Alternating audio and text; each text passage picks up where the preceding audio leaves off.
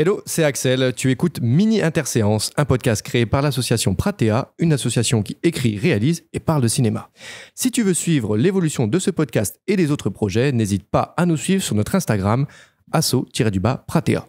Surtout, n'oublie pas que le podcast est disponible sur les plateformes de podcast Apple Podcast, Spotify, Google Podcast, Radio Public, Stitcher et même sur YouTube, sur la chaîne de Pratea. Merci et bon épisode à toi.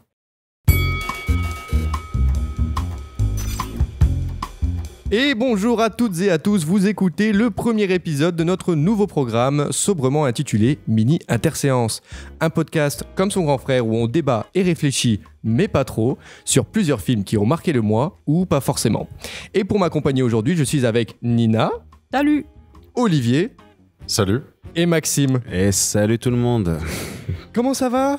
Ça fait longtemps depuis The Whale ? Ça fait 2 semaines. Ça fait... Oh, plus que ça. Non, ça fait bien 3 semaines. Ah, Maxime, on n'a pas vu. J'étais dans la maladie, j'étais dans la mort et me voilà de retour. Et je suis bien content. Parce que j'étais dégoûté de pas... sachez que moi je vous aime avant tout. Et j'avais trop de choses à dire sur The Whale, j'ai pas pu. J'étais dans la maladie et j'ai la haine. Bah, sinon, on prend une petite section et dis-nous ce que tu voulais nous dire. Oh Je rigole, on n'a pas le temps. C'est le mot d'ordre de cet épisode, c'est on n'a pas le temps. Et toi, Olivier, depuis, ça dit quoi ? Ah bah vous m'avez terriblement manqué. Ouais. Mais énormément de travail, beaucoup de films absolument fascinants. Ok, d'accord. Un film absolument fascinant que tu as vu ? J'ai vu un qui s'appelle... La Petite Sirène, le remake Disney. Yeah, exactly. What ? Il est pas sorti ? Non, il sort dans 2 mois. Ah putain, tu connais bien les sorties, toi. Hein. Allez. En fait, j'avais regardé une série qui s'appelle The Shield, qui est absolument incroyable. De quoi ? The Shield. On dirait un truc Marvel. Non, pas du tout. C'est l'anti-Marvel. Ça a sorti... bon. Je voulais pas te manquer de respect, hein, tu sais. Ah, mais je l'ai pris très personnellement. Ça va bien se passer. Eh bien écoutez, moi je suis ravi de vous accueillir dans ce nouveau format, hein, pas tellement nouveau d'ailleurs, où on va parler plus librement d'un film ou plusieurs films, sans axe prédéfini, mais où chacun partagera son avis et pourra tirer sur celui des autres. Et aujourd'hui, vous le savez si vous avez lu le titre ou vu la miniature, mais il sera question de John Wick 4, Shazam, la rage des dieux et Apache. Et sans plus attendre, on va commencer avec notre bon vieux Keanu Reeves, bande-annonce.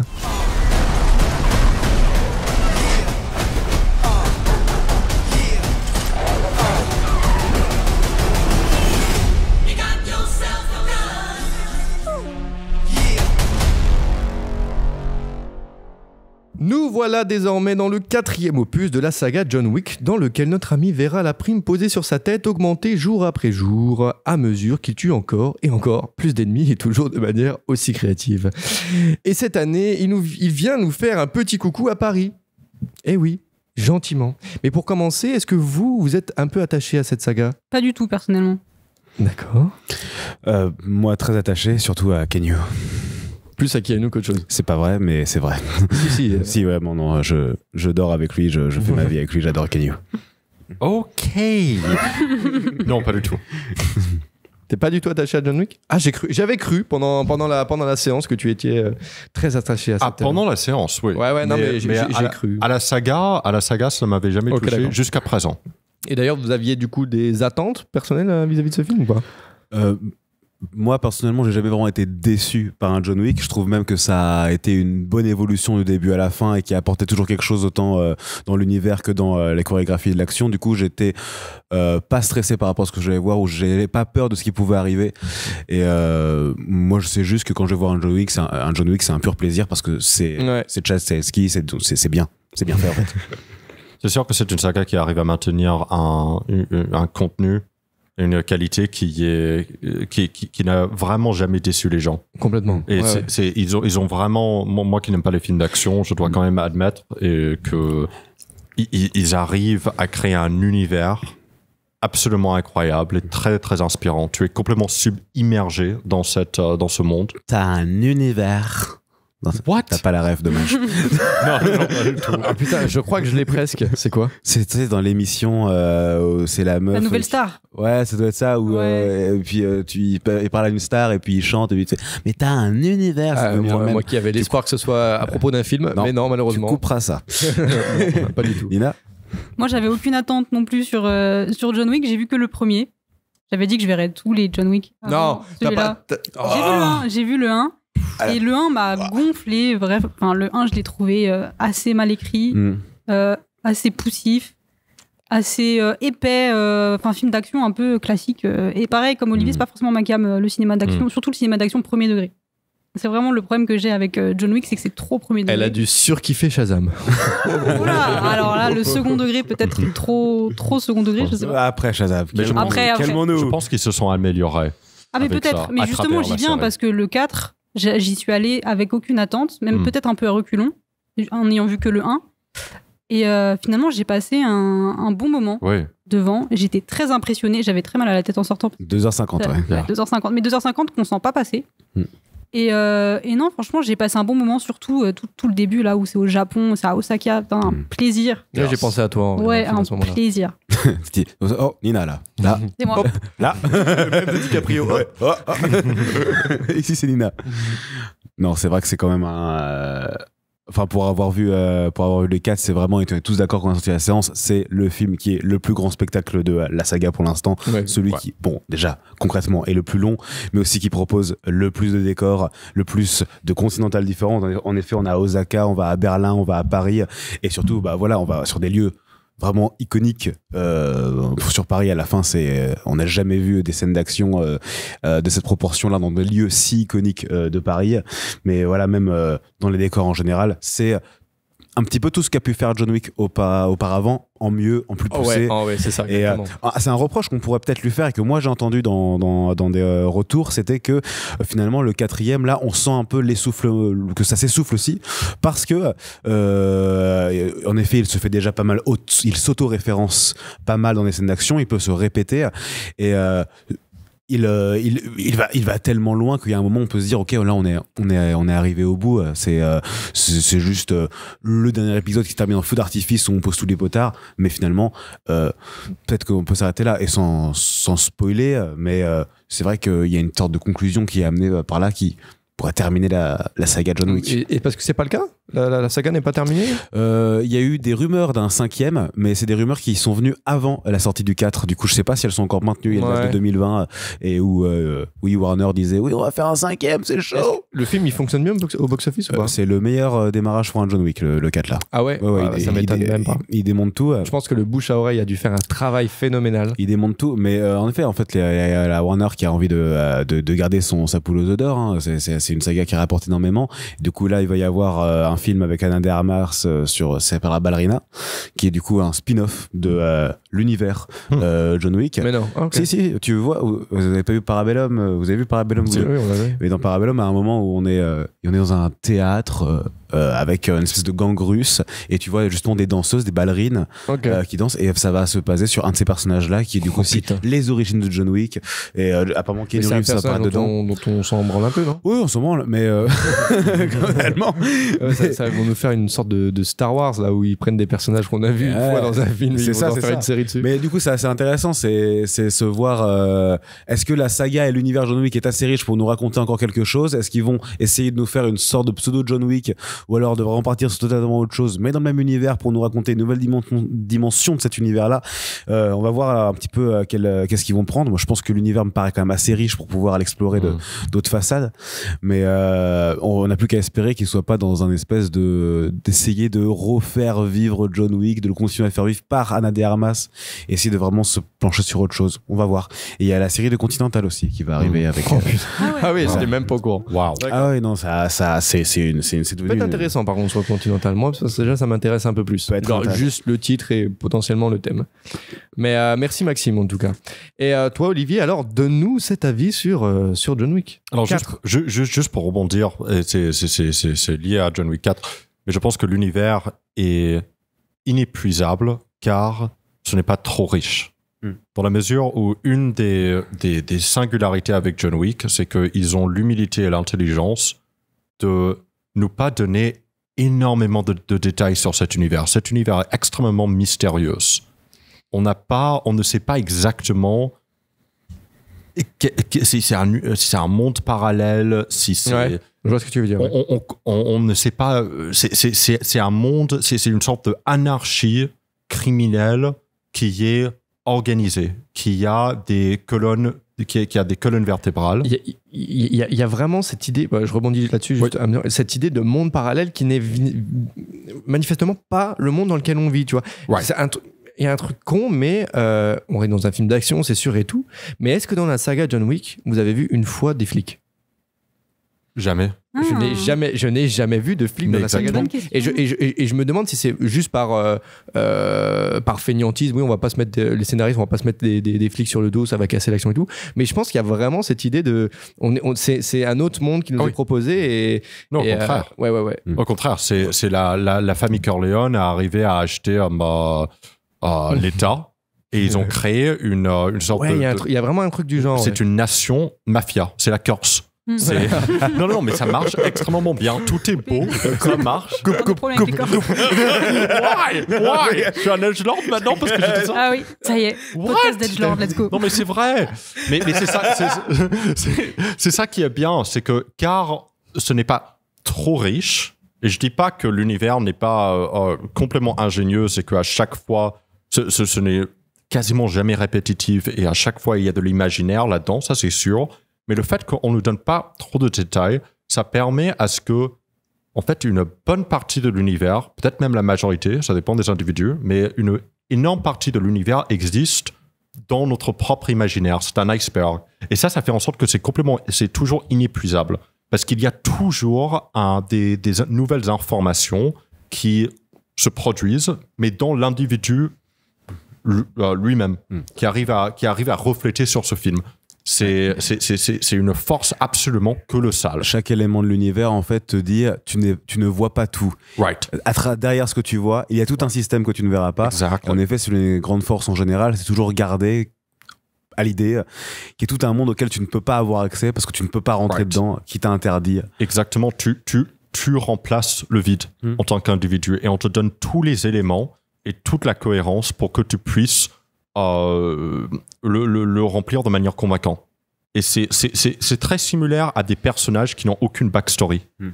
Où très souvent, ces gens-là, on ne connaît rien sur leur passé. Je pense à, je sais pas, ça peut être le méchant Anton Chigurh dans No Country for Old Men, par exemple. Ouais. On ne connaît absolument rien sur lui et pourtant, il est complètement convaincant et il n'est jamais... Il y a un exemple encore plus parlant que celui-ci. Ouais, vas-y.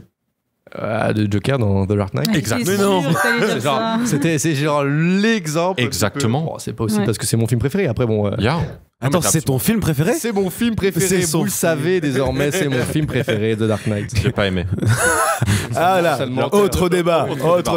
Mais en effet, très bon exemple. Ouais. Mais pour être très succinct sur John Wick, parce qu'on n'a pas énormément de temps, ce film m'a provoqué énormément de pensées parce que je me suis dit, est-ce que c'est possible qu'un film sans de vraies, on va dire, de substance, sans de vrais messages, sans de messages, est-ce que c'est possible que ça soit de l'art ? Et ce film m'a convaincu que peut-être c'est absolument possible. Parce que si on voyait ça sur un théâtre, imaginons, on dirait non mais c'est absolument de l'art, c'est comme de la danse. Oui. Pour faire une référence là-dessus, mais pour faire une référence à Berlin, mais il y a la créativité visuelle des arts martiaux et de tout, de absolument tout est telle que on est genre en termes de plasticité, oui, c'est une œuvre. Ouais, c'est ce que je disais à Axel en sortant de la séance, c'est un film Pinterest. Exactement. C'est vraiment le film où tout est méga pictural et là où je rejoins ce que tu dis, c'est vraiment tout est méga symbolique. Exactement. Et c'est pour ça que c'est une œuvre qui reste riche. Il se permet ça en fait, c'est surtout il se permet cette dimension symbolique, il le fait pas que rester dans cette dimension où c'est juste un très bon film d'action. Il peut se permettre ça et je trouve que après je sais pas si le symbolisme est aussi poussé, donc il y a un vrai... Non, mais il est présent. Il est présent, c'est ça. Il est présent, il a un sens. Il a un sens, il raconte quelque chose. En réalité, c'est pas non plus un... Je pense pas que sur John Wick, il y ait 8 niveaux de lecture à apporter au film. Non, sur le symbolisme. Je pense pas vraiment. Je pense qu'il y a vraiment un objet de pictural, de ramener à un symbole et de ramener ça. Mais oui, c'est pas un Matrix. Et il y a quelque chose quand même de très intéressant aussi, je trouve, qui est un niveau de lecture qui est ambiguë et extrêmement audacieuse de leur part, c'est le fait qu'ils enlèvent du réalisme pour améliorer l'histoire. Pour améliorer le film, excusez-moi.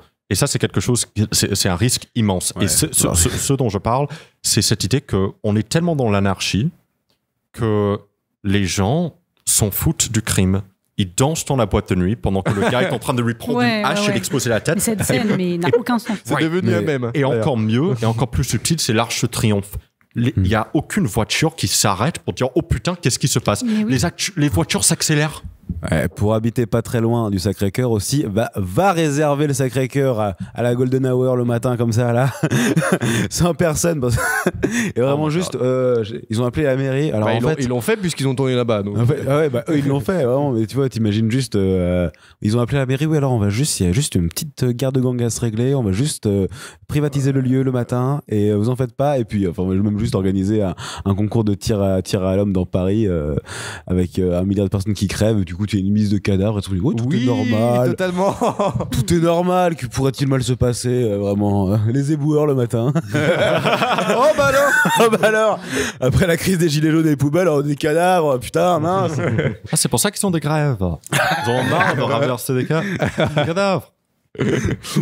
C'est plus des poubelles, c'est vraiment un tas de cadavres. C'est le tas. Et Nina, du coup, donne-nous cet avis si précieux sur John Wick 4. Bon, je suis moins dithyrambique que vous parce que moi, encore une fois, il y a vraiment ce problème du premier degré qui m'a un peu laissé, pas en dehors du film, parce que j'ai quand même accepté le spectaculaire du film, j'ai quand même accepté l'esthétique absolument bluffante du film, etc. Mais j'ai lu dans beaucoup de critiques que c'était un film très généreux. Et je suis totalement d'accord avec ça, c'est généreux sur plein de points. Mais j'aimerais bien plus dire qu'on est sur du too much parfois. Moi, le too much, par exemple, c'est Parabellum et c'est pas le 4. Okay. Après, encore une fois, j'ai vu que le premier et le 4. Donc, moi, Parabellum, je suis d'accord. Je vais laisser terminer Nina, pardon. Mais ouais, en fait, c'est trop, sur plein de points, trop de mouvements, trop de bruit, trop de bagarres, parfois trop cliché.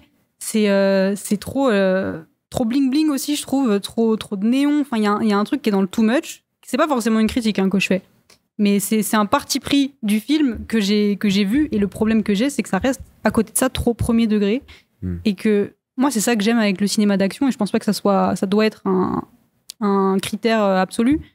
Mais c'est que j'aime le second degré et le côté plus fun du côté des bagarres pendant 2h50. T'arrives pas à en avoir là en regardant ce John Wick là? T'as pas réussi à dire à un moment il y a un peu ce truc fun? Il y a des moments un peu fun quand il fait des trucs avec son pistolet, John Wick, un peu marrant, tu vois. J'ai pas d'exemple en tête, mais je sais pas, des moments où il tape dans les couilles de ses ennemis, où t'es là genre, c'est un peu marrant, tu vois. Mais c'est trop rare. Dès qu'il a plus de chargeur, il balance son flingue. Ouais, ça, tu vois. C'est tellement con que c'est drôle. Exactement. Ça, c'est le genre de moment un peu trop rare, je trouve, du film. Pourrait mériter à être un peu plus léger. Parce que là, ça se prend trop sérieux, je trouve. Parce qu'en effet, il y a quelque chose de complètement absurde de base dans le scénario de John Wick, c'est qu'il bute des centaines de gars pour un putain de chien. C'est quand même la base. C'est de là que ça part. C'est de là que ça part. Mais c'est ça, en fait. Après, c'est peut-être une volonté du film, c'est que ça se base sur une ambiguïté un peu dont on ne sait pas si c'est sérieux. Côté Théon Greyjoy a buté mon chien, donc je redeviens un méchant. Théon Greyjoy. Mais c'est lui. C'est vrai. Mais oui. Putain, je me rends compte que maintenant. Mais oui. Et ouais, c'est Théon Greyjoy. Mais tu vois, ça a commencé comme ça, quoi. Il lui a tué son chiot et il redevient le Baba Yaga. Donc ça se base sur un truc. Est-ce que c'est sérieux ou est-ce que juste on n'est pas nombreux à trouver ça drôle? Enfin, j'ai du mal à me situer là-dessus. Donc j'imagine que ça se base quand même. On a fait 4 films là-dessus sur quand même on a buté son chien et il revient, quoi. Donc est-ce que c'est absurde et on en rit? C'est de là que ça part, mais c'est pas non plus. Encore une fois, j'ai pas vu les deux autres. Mais dans le 4, ça a l'air quand même d'être un truc sur lequel on revient. Il y a plus l'arc de la rédemption qui est beaucoup plus présent. Moi, après, je ressens moins le chien quand même. On va pas se mentir. Ce qui se maintient à dire, c'est vraiment je veux rester en vie pour me souvenir de ma femme. Il y a une parole que je trouve très juste qui définit vachement bien le personnage de John Wick et qui est dit par le comte, le méchant du film, là, c'est le marquis. Le marquis, voilà. Qui dit John Wick est un fantôme à la recherche d'un cimetière. Je trouve que ça résume bien parce que tu te rends compte que John Wick, c'est une idée. C'est pas un personnage qui a un but, c'est pas un personnage qui a un sens, c'est pas un personnage qui va défendre une valeur pour la société, genre faut sauver la famille et puis il faut faire pas du mal aux animaux et puis il ne défend rien. C'est un mouvement, c'est un concept qui se balade et qui attend de mourir en fait. Et c'est comme quand après je vais spoiler, mais faut pas que je spoil. Sinon on fait un décompte. Tu dis je vais spoiler dans 3, 2, 1, revenez dans 30 prochaines secondes, enlevez-les. 3, 2, 1. C'est quand on lui demande qu'est-ce que tu veux qu'il soit inscrit sur ta tombe. Je veux qu'il y ait inscrit Marie aimant. C'est bien que John Wick en tant que tueur à gages est bien un concept, et lui la seule chose dont il veut rester en vie, qu'il veut ramener par-dessus, c'est j'ai aimé cette femme et c'est de ça dont je veux me sentir l'identité. Alors que c'est de John Wick le tueur, lui est conceptuel, c'est un fantôme à la recherche d'un cimetière, juste par rapport à ça. Est-ce que ça fait 30 secondes?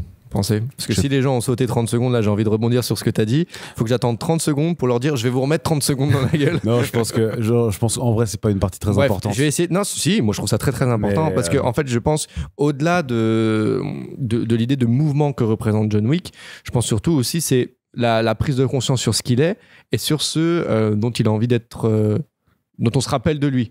Ouais. Tu vois, il y a aussi cette grosse question-là. Et donc, dans l'exemple que tu viens de donner, je l'ai plus ressenti comme. C'est parfaitement cohérent avec ce que tu viens de dire, mais sur vraiment ce qu'il a incarné et ce qu'il veut que. Comment dire, ce dont il a envie de laisser trace. De laisser en trace, oui. Je sais pas parler français là. J'arrive pas à mettre des mots là, bout à bout. Ça va bien se passer. Mais non, parce que vraiment la grammaire et la syntaxe de ma phrase là est vraiment très compliquée. Mais je pense que vous avez compris. Je pense que tu pensais pas que j'allais dire ces choses-là. On a encore un peu de temps ou Bien sûr, et j'ai pas donné mon avis. Tu vas me respecter un petit peu. Ah, c'est vrai. Mais oui. Ah, mais vous êtes présentateur. Et je suis présentateur et je donne mon avis. Ah, c'est incroyable ça. Et tu mixes. Et non, je mixe pas. Enfin, okay. si, je mixe un petit peu quand même. Et le son part en couille quand il fait ça, par exemple. Tu vois, là, j'ai envie de lui en mettre lui en coller une. Et non, bah moi sur le film, en fait, je dirais que ils savent très bien ce qu'ils font, quoi. Et puis ils le font bien. Et ils savent très bien. Ils se disent. Au-delà du fait d'avoir un univers scénaristique parfaitement cohérent, sans être non plus giga complexe, mais tout de même intéressant, ils savent ce qu'ils font et ils se disent on va le faire encore mieux que la dernière fois. Et ce film, en fait, il va venir en fait nous déposer plus ou moins des gros shots de dopamine à en faire rougir TikTok. Hein. Mais sauf que là, la différence, c'est que c'est fait avec talent. Et ce film va essentiellement donc se concentrer sur l'action. Ça, c'est pas un secret, mais il se pose vraiment la question de comment je vais la renouveler. Si je me concentre vraiment sur l'action et sur ce que fait le film, il se pose vraiment la question de comment je vais la renouveler. Et selon moi, c'est très simple. En fait, ils ont pris une carte du monde. Ils ont pris une carte du monde. Ils ont fait, bah tiens, on n'est jamais allé au Japon, on n'est jamais allé en Allemagne. Ouais, oh putain, Paris, c'est bien quoi. Il y a beaucoup de gens qui l'ont fait. Ça serait bien de péter Paris, ça serait stylé de ouf. Et en fait, ils sont pas arrêtés là parce qu'en fait, c'est des gens sérieux, quoi, un peu intelligents.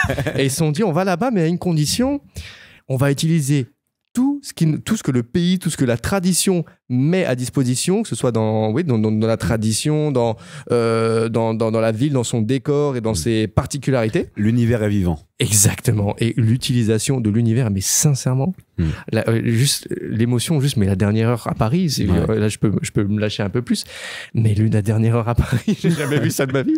J'étais vraiment... J'ai marché sur ces marches. Exactement. Et pas aussi vite que lui, ni en trottinant et ni sans transpirer. Mais oui, clairement. Et avec des mecs qui veulent me mettre une balle dans le cul. Non, mais c'est vrai que toute l'action du film, en fait, travaille avec l'environnement, avec la particularité de chacun des personnages. Genre le Hitman en mode... oui, Hitman, hein, on peut clairement dire que c'est Hitman. En mode Daredevil. Mais putain, mais un régal de créativité, d'utilisation d'objets et de vraiment du langage propre. Tu vois ça, moi j'y crois pas une seconde à ce qu'un aveugle arrive à faire tout ce qu'il fait. Mais la façon, l'interprétation et le jeu de mouvement que met en place Donnie Yen est à la fois tellement cohérente, convaincante, drôle, dynamique et violente. Et ça marche juste trop bien qu'il y a vraiment... Je m'en balais, c'était juste... Ouais. C'est un aveugle qui va shotgun 8 gars face à lui avec sa canne. Mais qui à un moment quand même s'arrête pour dire t'es mort ou pas? Intelligent en fait. Mais c'est intelligent. Même la partie de poker, tu vois, c'est trop... Il est aveugle. Autour de l'Arc de Triomphe, donc oui c'est vrai, il y a le côté réalisme et tout, mais je pense que c'est vraiment alimenté par cette question d'univers un peu parallèle où c'est pas vraiment... Je pense pas que c'est chez nous, tu vois. Il y a un peu... C'est pas chez nous, quoi, tu vois. Mais c'est ça la force de John Wick, je pense. C'est ce côté tout miser sur l'invraisemblance et quand même réussir à faire en sorte de faire accepter cette invraisemblance au spectateur et cet univers qui est pas forcément réaliste, mais on l'accepte volontiers. Et en plus, mais l'utilisation de l'Arc de Triomphe, Tu vois, il y en a eu des films d'action qui sont venus à Paris. Le dernier en date, c'est peut-être Mission Impossible. Ouais, l'utilisation de l'Arc de Triomphe et de son motif du cercle, où là, t'as vraiment, au début de la baston qui se passe autour de l'Arc de Triomphe, t'as vraiment en fait des voitures qui se croisent autour de l'arc. Et il y a un peu ce truc où, tu sais, les combats de chevaliers à l'époque, où tu sais, ils se croisent, ils essayent de se taper, de se toucher, quoi. Et il y a vraiment ça pendant 3-4 minutes où le combat, c'est essentiellement ça. Ils tournent autour, et moi, j'ai vraiment retrouvé ce truc-là. Comme dans le Vieux Paris. Oui, voilà. Quand on faisait des Mais voilà. Mais trop bonne idée, quoi. Juste quelle bonne utilisation, quoi. Ça peut être une idée qui paraît simple, mais il faut la mettre en place. Et je crois qu'ils n'ont pas tourné à Paris d'ailleurs. Mais bref, c'est pas grave. Cette scène-là, je crois que c'est pas tourné à Paris. Ouais. Mais juste trop bien, quoi. Mais le kiff que tu prends à regarder ça et à voir à quel point il se casse la tête à comment je vais faire quelque chose de créatif, comment je vais interagir avec ce que le décor me propose, et tout en gardant la chose non barbante, parce que j'ai eu juste un petit peu cette impression-là dans Parabellum, où les scènes d'action sont très longues, comme dans John Wick 4, mais dans Parabellum, il y a des moments où je me faisais chier, quoi. Genre vraiment au Maroc ou dans le désert, je sais plus, avec Ali Berry, là. Extrêmement chiante, cette scène. Je me faisais un peu chier. Gros ventre mou, et puis... Alors que là, il n'y a pas une scène d'action qui est longue dans laquelle je me fais chier, quoi. C'est vraiment, je prends des shots de dopamine sur shots de dopamine. Par rapport à ce truc-là, quand même, je vais revenir un peu dessus, mais moi, je suis entièrement d'accord avec toi, et puis j'ai vraiment kiffé ma séance, parce que ce sur quoi on tourne depuis tout à l'heure, c'est que John Wick, c'est vraiment un artisanat de la chorégraphie, qui est héritage de énormément de choses qui s'est passé. Enfin, c'est Chad Stahelski. Arrive à bien prononcer son nom, c'est Chad. Chad Stahelski. Il porte bien son prénom, j'adore ce mec. Non, voilà, qui était le chorégraphe de Matrix, qui était la doublure de Keanu Reeves sur Matrix, et qui a participé avec David Leitch à créer un petit peu des chorégraphes qui sont devenus réalisateurs et qui ont amené un vrai esthétisme dans le cinéma d'action, et du coup de l'art de la chorégraphie, mais de plein de pays différents. Et dans John Wick, à chaque fois qu'ils allaient dans un pays, ils appelaient les chorégraphes du pays en question.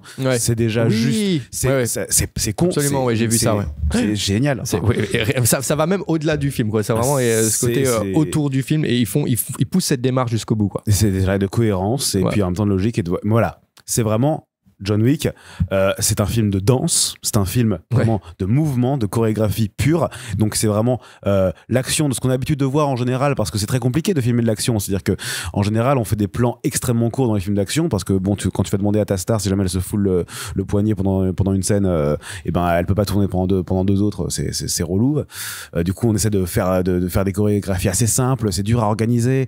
Enfin, c'est un enfer à faire des chorégraphies. Et là, ils font des plans très longs. Ils font des plans justement où t'as le temps de voir toute l'étendue du mouvement, toute la répétition, et surtout, ils ne coupent pas la caméra. Ils la laissent filmer pour que tu puisses voir vraiment tout le mouvement, et tout le mouvement qui a été mis en place, qui a été préparé. Donc, c'est vraiment ça, l'artisanat de John Wick, et ce sur quoi il faut se concentrer et regarder. C'était pas un cinéma d'effets spéciaux et d'outrance, de regardez, on va aller dans l'espace, on va se foutre sur la gueule avec des bêtes, on va se bourrer la gueule dans le passé, tellement fou. Non, là, c'est vraiment vrai. Je travaille ces mouvements du corps.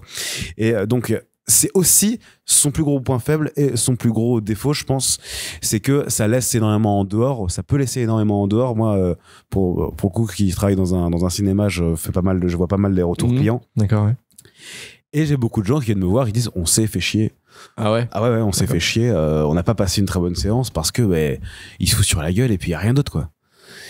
C'est vrai, c'est un peu vrai. Et ce qui est un peu vrai. Ce qui est un peu vrai, mais c'est de la manière dont ils le font. Ils le font toujours de sorte à ce que ce soit intéressant. Et c'est ça qui fait que pour moi, je me suis pas fait chier. Et c'est pas comme si la série John Wick a toujours été une masterclass pour moi, parce que dans le 3, parfois je me suis fait chier. Et là, vraiment, non, ils trouvent vraiment les ingrédients qui font que. Parce que nous, on va apporter cet effort-là. Nous, on va apporter un regard de comment tu mets en scène la chorégraphie. Et non, mais je pense que même d'un point de vue extérieur, si tu te concentres de ce qu'on nous montre là, purement sans réfléchir à ce qu'il y a autour, moi je trouve que après voilà, ça marche sur certains, ça marche sur d'autres, mais ça dépend, ça marche sur d'autres, et puis ça dépend de ta sensibilité aussi, hein, sûr, mais pour moi c'est un peu un prétexte aussi. Je peux rapidement me faire chier. Surtout. Ouais, mais après je trouve que John Wick ça peut vite prendre la tête d'un prétexte un peu comme un film porno. Où vraiment, t'as un scénario. Bon, peut-être j'abuse un peu, hein. Peut-être un peu de mauvaise foi.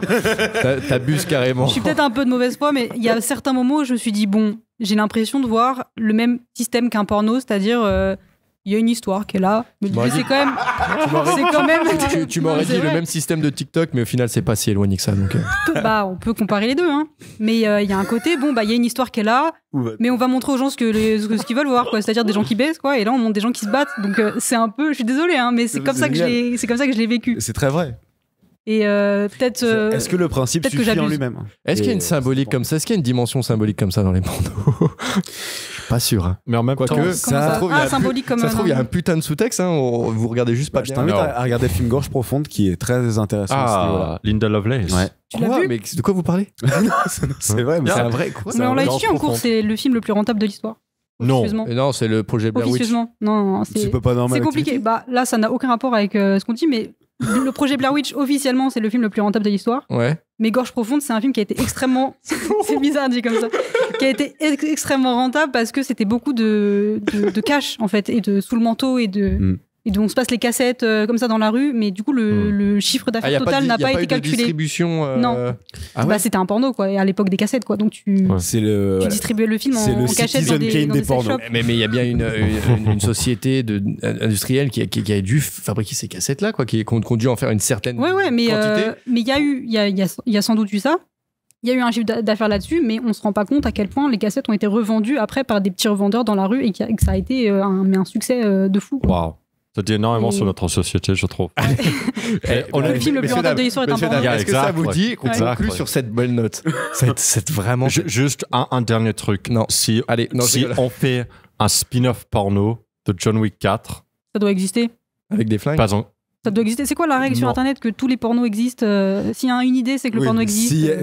Il y a un porno sur les gilets jaunes, par exemple. Quoi? Il y a une règle, c'est la règle 400, je sais pas quoi. Il y a un nom à cette règle-là, c'est vrai. Tout ce qui est sur Internet existe en porno. C'est ça. Mais t'as une idée? T'imagines que ça peut pas exister en porno? Ça existe en porno. Ça existe déjà en porno. Ça existe. C'est-à-dire que le porno est précurseur ou c'est dans quel sens? Non, dans le sens où tout le monde a... Tous les pornos ont été faits. Une licence. Une licence dis un nom d'œuvre que t'aimes bien. Spider-Man. Alors là, ça. Mon gars, les baisers retournés. Boxy Malone. Ça existe. Ça existe sûrement, mais ça fait peur. Yeah, no, that does. Zootopia. Alors là, oui, sûr. Mais là, par contre, là, c'est par contre. Oui, la petite lapine. Allez. Bambi. Sûrement. Mais les dessins animés, c'est même. Yeah, that's true. Le Serbian film.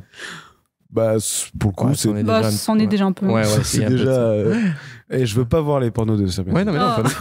Allez, merci, messieurs, dames, pour vos avis. J'ai pas eu le temps de parler de tout ce que je voulais parler, c'est horrible. Eh ben oui, Maxime, c'est comme ça, c'est la règle. Allez, un petit point, allez, un dernier petit point. Je peux faire un dernier petit point? Oui. Ok, d'accord. d'accord. Ton micro comme ça fait du bruit. Ok, d'accord. Je sais pas pourquoi j'ai envie de. Non. Oula. Qu'est-ce que tu viens de faire? Il n'y a pas eu d'image. Et l'image n'arrivera jamais sur Internet. Disons que j'ai saisi le micro à deux mains. Non, mon point très rapide là-dessus, qui va reprendre ce que tu disais, Axel, qui est en train de se foutre de ma gueule. Ce que je disais, Axel, sur ce que l'univers raconte, ce que l'univers déploie comme forme pour nous raconter une histoire sur les personnages et du coup sur l'environnement évidemment. C'est que quand on va au continental de Osaka, donc on arrive qu'on arrive au Japon, à un moment le continental, c'est pas un spoil, c'est dans les 30 premières minutes, ça va aller, le continental de Osaka, là où va se réfugier John Wick au début du film pour essayer de fuir la table, et va se faire attaquer par des représentants du marquis, et du coup il va se trouver que le représentant du continental de Osaka va du coup déployer les armes pour essayer de défendre John Wick. Et en gros, c'est ça l'action. Du coup, il va y avoir un combat entre les hommes du marquis et les employés, les soldats, les hommes de main du continental de Osaka. Et là, il y a quelque chose de très intéressant qui se passe par rapport à l'univers et comment est-ce que tu racontes une culture, comment tu racontes une culture du combat, une culture juste philosophique, une culture, un environnement, et comment tu développes tes personnages à travers juste un système très simple. C'est que quand l'alerte générale se met en place, le continental de Osaka, il faut savoir, quand on le voit dans les images, c'est très technologique, c'est-à-dire que c'est vraiment des néons rouges sur des portes chromées, c'est vraiment, on est sur quelque chose, une représentation du continental extrêmement avancée, moderne. Un peu cyberpunk. Et complètement cyberpunk, exactement, complètement cyberpunk.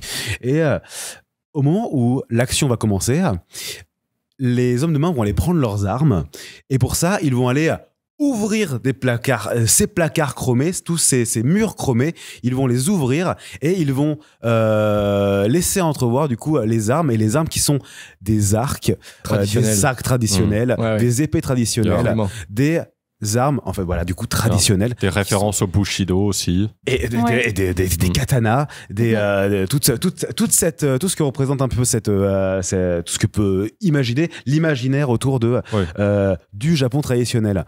Et du coup, et les hommes de main vont se saisir de ces armes-là pour pouvoir se défendre. Et du coup, juste ça, c'est méga intéressant.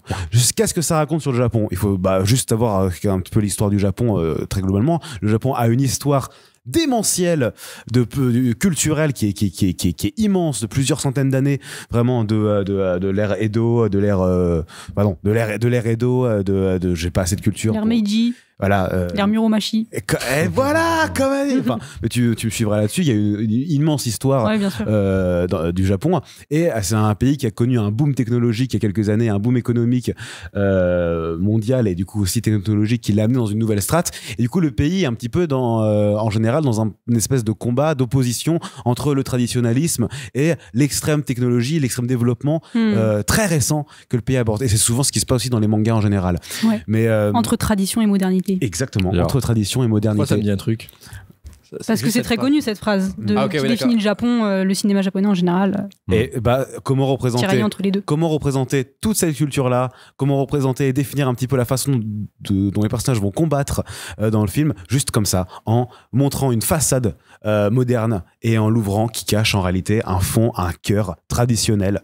Et ça dit énormément. Ça dit, et voilà, c'est chaud dont tel. C'est magnifique. Mais grave, c'est complètement ça.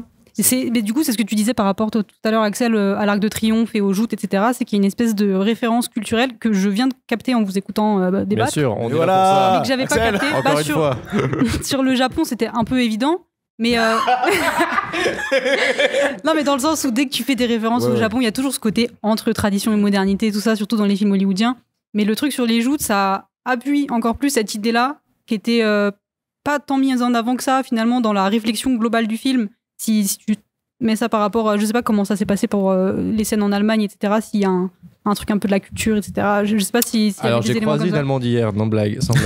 Et il y a cette énorme culture de la fête, comme ça, apparemment. Ok, ouais. Et voilà.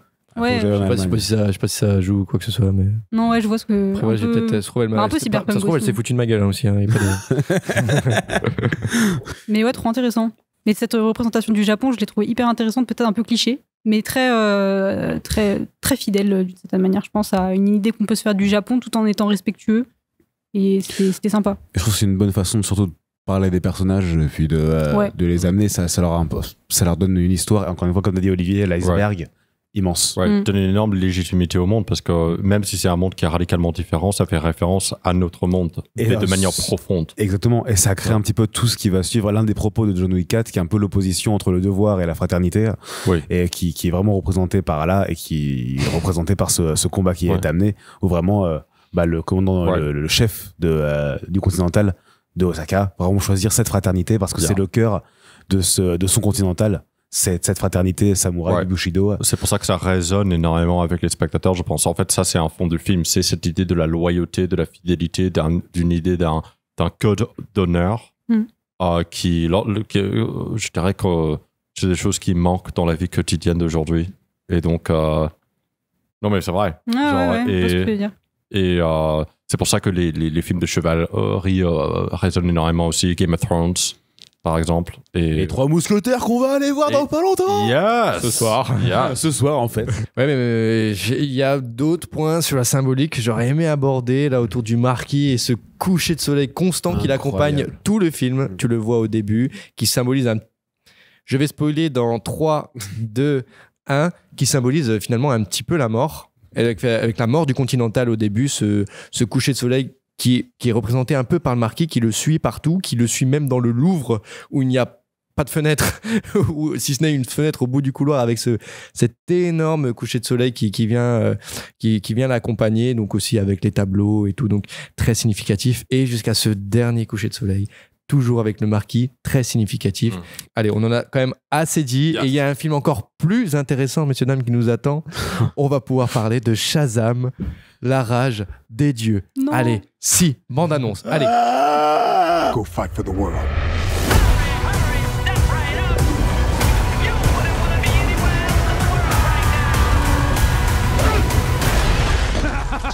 I just threw a truck at a dragon. I love my life.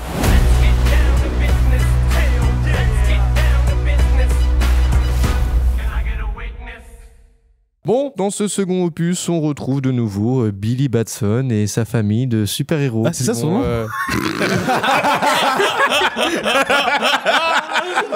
Non, j'avoue, j'ai regardé sur Internet. Et oui, ils vont devoir faire face à une nouvelle menace et blablabla et blablabla. Il y a un dragon. Non, mais ça va aller très vite. Hein. Qui a Ça aimé va le être film dur, hein, ça va être si dur. Qui a aimé le film ici? Personne. Personne n'a aimé le film. Qui veut faire cet honneur et cette preuve de courage et de bravoure et de nous en parler un petit peu là, s'il vous plaît. Faites-le pour moi. Pas moi, je dois pisser. Ah, en plus, c'est Il y va vraiment. Allez, à tout à l'heure, Olivier. Allez.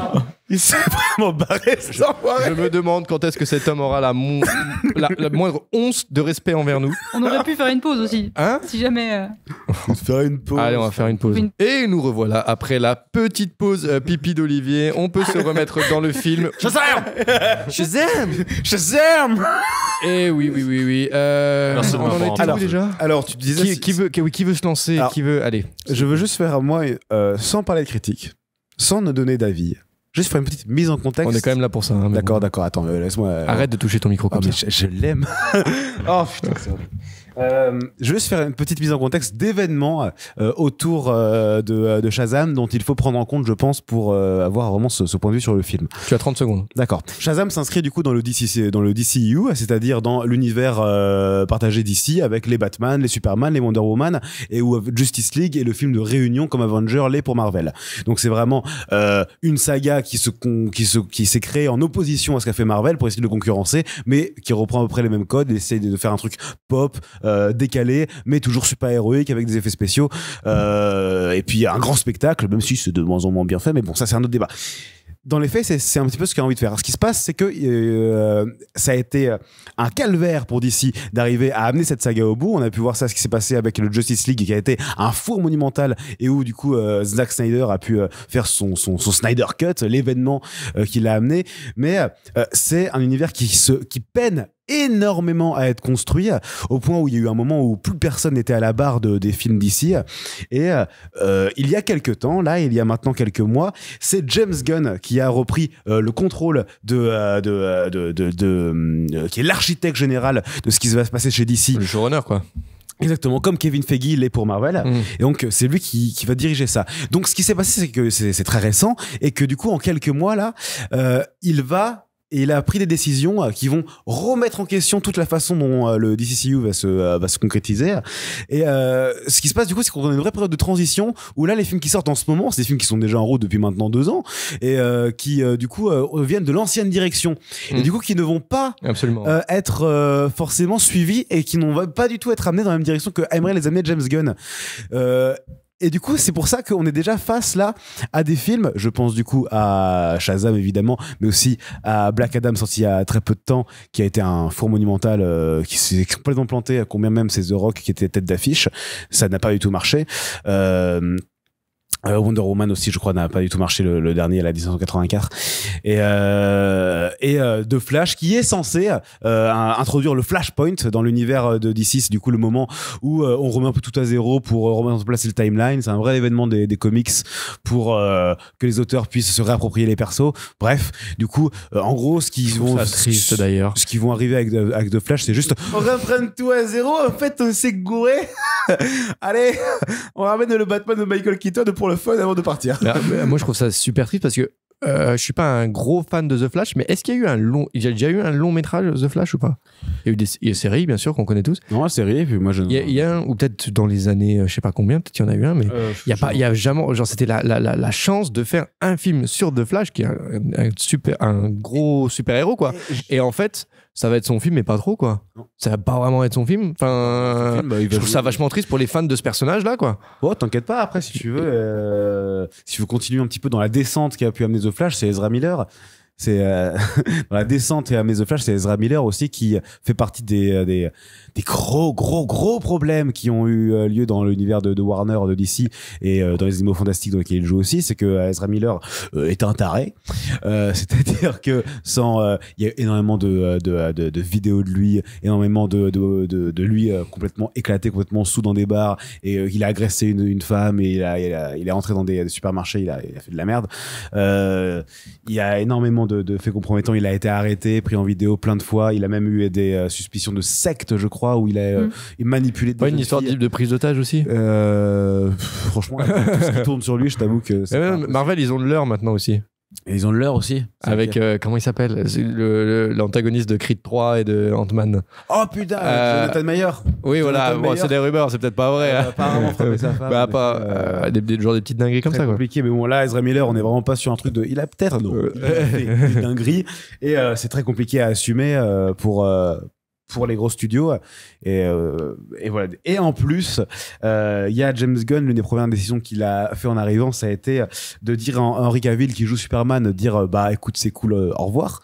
Henry Cavill a quitté le DCCU, qui était pourtant sa figure de proue, c'était le Iron Man de l'univers, c'était la figure de proue, celui qu'on voulait voir. Il a été teasé à la fin de Black Adam pour un potentiel film, ce qui n'aura donc jamais lieu. Donc juste avant que vous donniez votre avis concret et rapide sur Shazam, voyez en quoi tout ce qui se passe dans la production nous raconte en fait que le film que l'on voit là, Shazam, est un film mort-né, qui est un film qui ne sert à rien, que tout le monde sait. Juste, il y a des gens qui ont bossé dessus, il y a brassé du fric, faut juste qu'on le sorte, mais le film n'a de base, et tout le monde le sait, tout le monde le fait dans l'intention que le film n'a aucun intérêt. Eh bien, merci à vous, messieurs, dames, pour vos avis sur Shazam 2. On va pouvoir passer... oui, je pense que ça explique plein de choses. Hein. Je pense qu'effectivement, parce que Shazam 2 était prévu pour avant, d'ailleurs, il sort maintenant, mais il devait pas sortir genre bien avant. Il est sorti bien avant, mais Covid, et puis... Ah oui, il y a ça aussi, putain. Mais il devait sortir bien avant, mais rien n'est prévu. Enfin, c'est un bazar. Allez, Nina, un point positif sur Shazam. C'est la première fois que j'ai vu un placement de produit aussi dégueulasse dans un film. Skittles. Ouais. Ah oui, putain. Honteux. Oh là. C'est pas positif du coup, mais c'est une première fois et je trouve que c'est bien de remarquer les premières fois qu'on a dans des films. Des fois, ça peut être sympa. Ouais. Voilà. J'ai jamais vu un placement de produit aussi horrible que dans ce film. Ah, il y a quand même la. C'est atroce. C'est délirant. C'est délirant. C'est délirant ce qu'on le voit. Placement de produit sauve les personnages quand même. C'est un Deus Ex Machina. Et elle dit ils ont dû le faire payer très cher. De la marque. Taste the Rainbow. Taste the Rainbow. Non. Ah putain, je savais même pas. D'accord. De la marque. C'est incroyable. C'est incroyable. Taste the Rainbow. Et elles sont avec des licornes. Non mais c'est n'importe quoi. Enfin, j'étais avec Axel au cinéma. Ils donnent des Skittles à des licornes pour les sauver de cyclopes. Et c'est marrant ça, parce qu'en plus il y a tout. Il y a un personnage qui dit non mais les licornes ça n'existe pas. Il y a littéralement un cyclope à côté de lui qui est là, un bordel pas possible dans la ville. Mais non mais les licornes ça n'existe pas. Un dragon qui roule sur la ville depuis 2 heures. Ah oui, puis putain, c'est le festival à catchphrase de saga. Genre, il y en a un peu pour. Il y en a pour Dragon Ball, un petit moment avec un petit Kamehameha avec les trucs électriques. T'as Khaleesi, donc Game of Thrones, avec le nom du dragon. Il y a que ça. Tu shirt des Goonies, des petits trucs. T'as la ref. T'as vraiment Warner qui fait.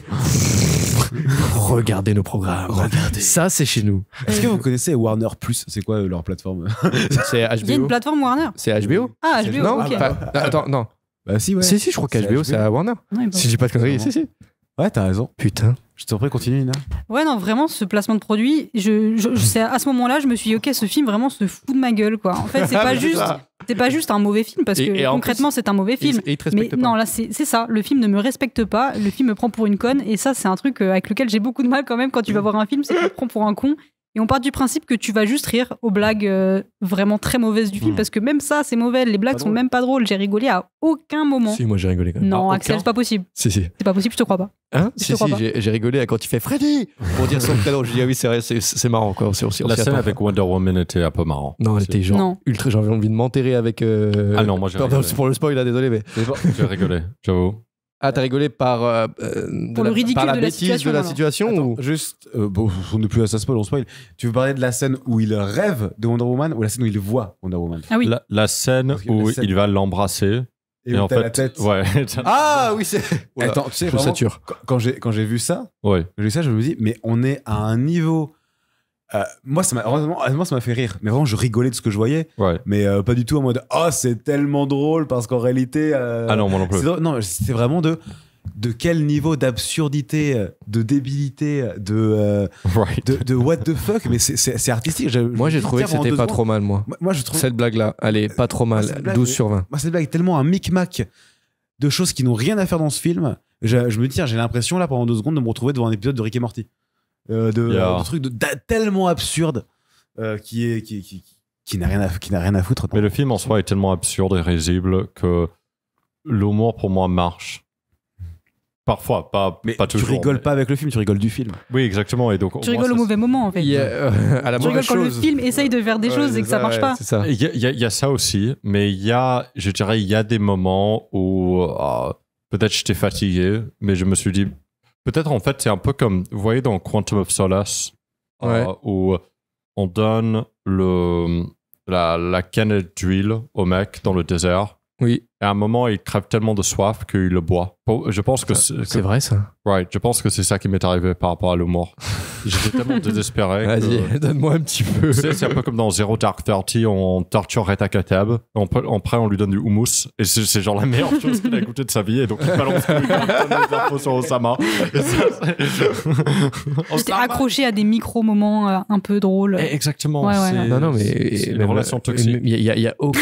Le film, c'est une relation toxique, en fait. C'est un sorte de rendez-vous que tu n'as pas choisi parce que tu as besoin de. C'est une. Comment on appelle ça? A tryst, un truc d'une seule nuit. Avec quelqu'un qui est absolument folle, mais tu dois le faire parce que tu dois faire un podcast avec, donc tu ne vas pas partir. C'était toute notre situation. Bah, oui. Pour Interséance, on le fait. On fait ça pour Vraiment. Il faut que tu en parles ou il faut que tu fais un porno et donc tu sais, on a tout payé pour tout et donc tu ne peux pas quitter. et en fait c'est absolument atroce, mais tu sais il y a des moments je sais pas où il y a une sorte de lueur dans ses yeux et tu dis oh, ok je dois juste l'apprécier.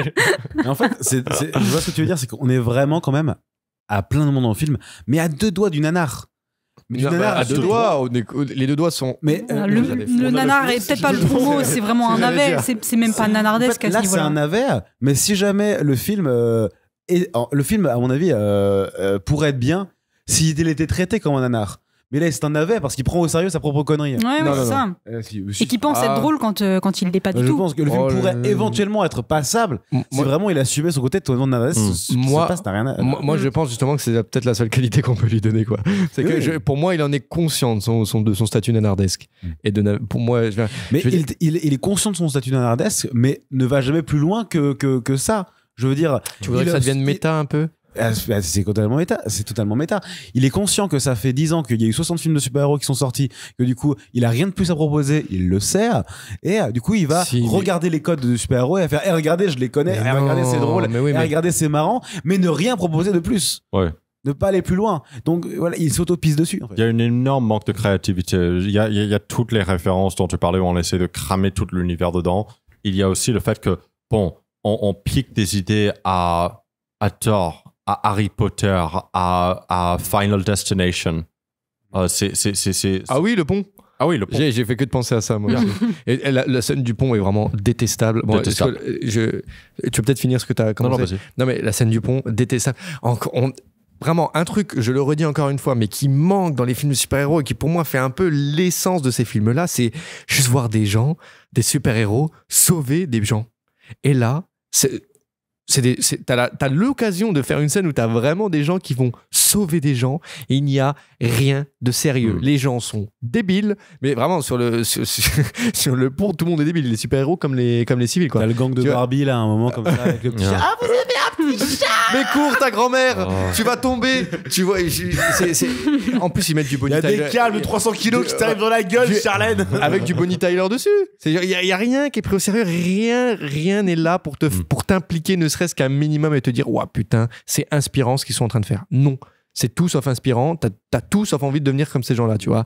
Cette scène est vraiment détestable. Une scène qui est pas mal, c'est la première scène. La première scène, je me suis dit, ah, mais attends, c'est peut-être pas mal, hein. C'est quoi déjà? La première. Dans le musée, là. Déjà, le film est déjà oublié. Le film est déjà disparu de ta tête. Comme Olivier me l'a dit, il a dû écrire sur le film parce que sinon il allait l'oublier. Ouais, non, mais vraiment. Est-ce que tu parles de. Attends, la première scène, c'est là où il est. Dans le musée.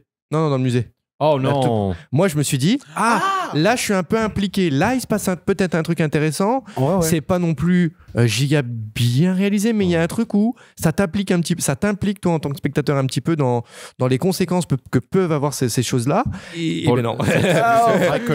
Au début, tu sens qu'il y a vraiment un truc autour où on essaye de te construire une vraie menace qui est vraiment très intéressante. On te présente un pouvoir qui là est vachement intéressant et qui résonne un petit peu aussi avec tout ce qui est empire, enfin la mythologie grecque et tout, avec les gens qui se transforment en statues là. Et très intéressant. Très bonne référence Covid. Le fait que genre non mais il y a la maladie qui se transmet, c'est un peu comme les schtroumpfs noirs. Oui alors je pense qu'on n'a pas attendu le Covid pour parler de ce genre de choses. Oui mais c'est intéressant d'être en huis clos et cette idée qu'une personne qui est infectée va Ouais. Mais surtout qu'en plus cette idée-là, zombies, en fait, à un moment, cette idée-là revient avec le meilleur ami de Billy Batson. Je sais pas comment il s'appelle. Freddy, celui qui a une canne. Oui, Freddy, voilà.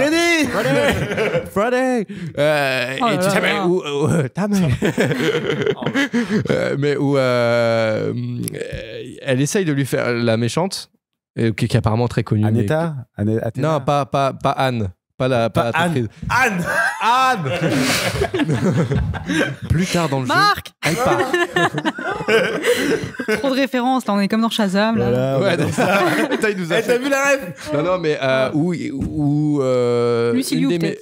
Je sais pas. Je sais, il y a une des méchantes qui essaye de faire dire des choses grâce à son pouvoir à Freddy, et il ne le dit pas. Tu sais, il dit ouais non, c'est déjà trop le bordel dans ma tête, t'arriveras à rien à me faire dire. Bon, tu dis ouais, arrête un petit peu, tu te fous un peu de ma gueule. Mais au moins il y a cette idée là, tu dis il est un petit peu foufou dans sa tête, ce qui fait que il peut pas, il est pas vraiment sensible au pouvoir de la dame, tu vois. C'est intéressant parce qu'il est amoureux. Oui, mais non, mais ça par contre aussi, ça m'a énervé dans le film. Voilà, cette histoire d'amour qui n'a pas de sens. Là. Les histoires d'amour qui n'ont pas de sens. Non, mais là, c'est pas qu'elle a pas de sens, c'est qu'elle a pas lieu d'être et qu'il y a trop de choses qui sont mises en jeu dans cette histoire alors que c'est pas possible. Pas lieu d'être.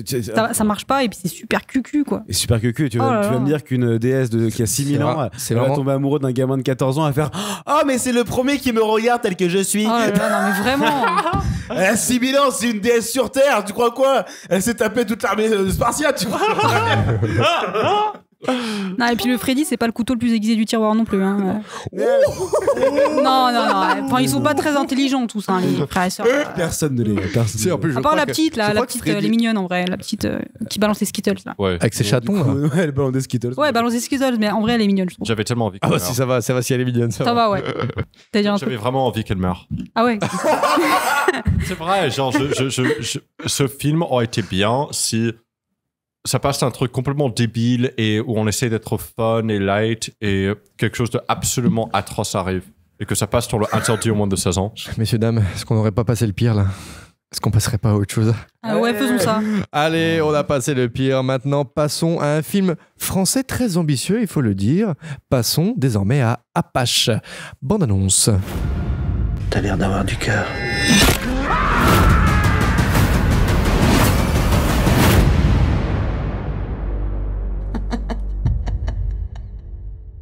Durant l'année 1900, Paris est aux mains d'un gang ultra-violent qui fait régner la terreur sur la capitale. Prête à tout pour venger la mort de son frère, une jeune femme dénommée Billy intègre un gang, ou le gang responsable de la mort de ce dernier, les Apaches. Mais plus elle se rapproche de l'homme qu'elle veut éliminer, plus elle est fascinée par ce dernier. Parlons de Apache.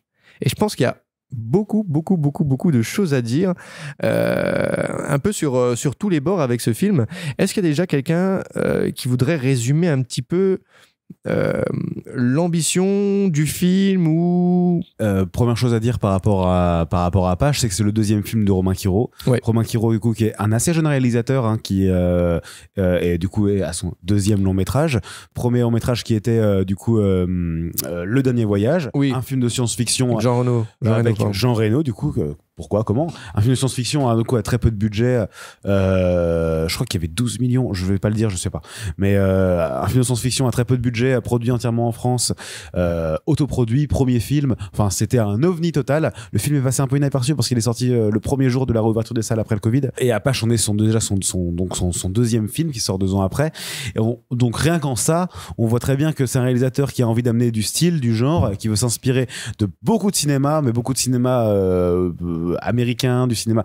Le Dernier Voyage avait une vibe à la fois cyberpunk, Blade Runner, et en même temps on sentait du post-apo, peut-être Mad Max, et en même temps il y avait des influences, on sentait dans les personnages un petit peu de Léon, dans le personnage, dans la relation principale qu'il pouvait avoir, et un micmac d'énormément de références, comme va l'être Apache dont on va parler. C'est un micmac d'énormément de références déjà établies. Donc là, le geste que nous propose Romain Quiro pour ces 2 premiers films, c'est vraiment d'aller puiser, chercher dans des sources extérieures à la France, des grands genres du cinéma, et d'aller les ramener et les ancrer dans une culture française, dans une histoire française qui prend place, parce que pour l'instant ces 2 histoires prennent entièrement place en France et se revendique de ça, mais en ayant puisé des genres et des thèmes extérieurs. Donc c'est personnellement un réalisateur que j'ai très envie de suivre, mais on va en parler. Je trouve sa formule extrêmement imparfaite, mais que je trouve je trouve c'est un geste extrêmement beau, extrêmement intéressant, et qui fera, je l'espère, effet d'électrochoc dans le paysage français. Eh ben, je pense que je vais rebondir sur ce que tu as dit avec mon avis, qui est qu'en fait, comment dire, j'ai beaucoup, quand même, je pense qu'il faut le notifier, c'est important que qu'on salue vraiment l'intention très ambitieuse, il faut le dire, autour du film. Donc à la fois film d'époque, un petit peu dérangeant dans tout le style qu'il va apporter autour. Je pense qu'il faut vraiment saluer ça. Mais pendant le film, je me suis trop souvent retrouvé à me dire mais je comprends pas ce qu'il veut me dire. Et en fait, je me suis surtout dit, je crois qu'il n'a il a rien à me dire. Il n'a rien il n'a pas de matière d'essence. Je pense que le film n'a vraiment rien à me dire. Même si je pense que l'entièreté